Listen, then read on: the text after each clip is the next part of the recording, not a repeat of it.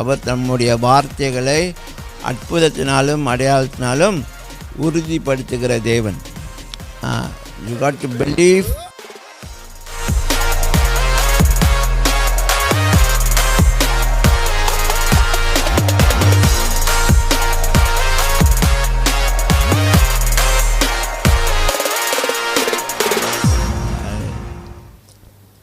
So இந்த நாள் கூட நாம் தேவனுடைய வார்த்தைகளை கடன் சொல்ல போகிறோம். கேட்ட சாட்சிகளுக்காக ரொம்ப நன்றி. தேவன் நிச்சயமாக காரியங்களை செய்கிறவர். அவர் தம்முடைய வார்த்தைகளை அற்புதத்தினாலும் அடையாளத்தினாலும் உறுதிப்படுத்துகிற தேவன். You got to believe for the word of God to come in existence. Okay, the word become flesh. Okay, வார்த்தைக்கு வல்லமை இருக்குது. என்னதுக்கு?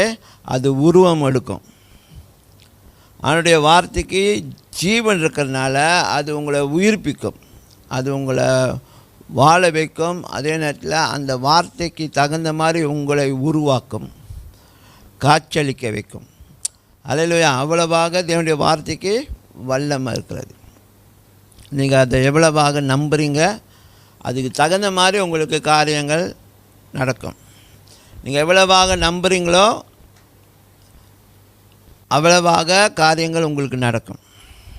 ஆமென், ஆமென். நீங்கள் நம்பாமல் வாழ்ந்தீங்கன்னா ஒன்றுமே நடக்காது.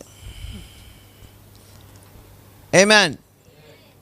ஸோ இது நீங்கள் நல்லா சரியாக விளங்கி கொள்ள வேண்டும். இன்றைக்கி சில நேரத்தில் வார்த்தையை கேட்குறோம். வார்த்தையை கேட்கும்பொழுது அப்படியே மூஞ்சில் பிரகாசமாக இருக்கும், மூஞ்சி புன்னகையெல்லாம் இருக்கும். ஆனால் அந்த வார்த்தையை பிற்பாடு என்ன செய்யலை, செயல்பட முடியாத ஒரு காரியமாக ஆயிடுது. அதுக்கும் காரணம் உண்டு. ஆமென்.